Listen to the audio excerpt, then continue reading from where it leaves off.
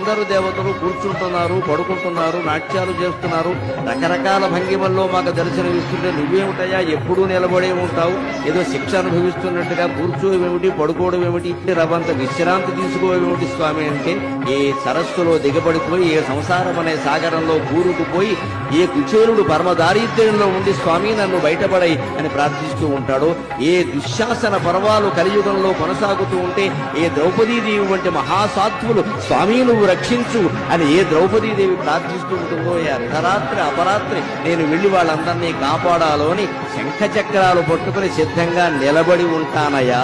పడుకుంటే లేచి బయలుదేరడం కష్టం కదా, ఎవరికైనా దేవుడికైనా. ఎవరో మేలుకొలు పాడాలి, సుప్రభాతం పాడాలి, లేవాలి, బయలుదేరాలి. అంతకంటే నిలబడి సిద్ధంగా ఆయుధాలతో సహా ఉంటే వెళ్లి కాపాడొచ్చును కదా అని నిలబడి ఉంటానయ్యా అనే సమాధానాన్ని స్వామి నా మనస్సులో స్ఫురింపజేశారు శ్రీ వెంకటేశ్వర.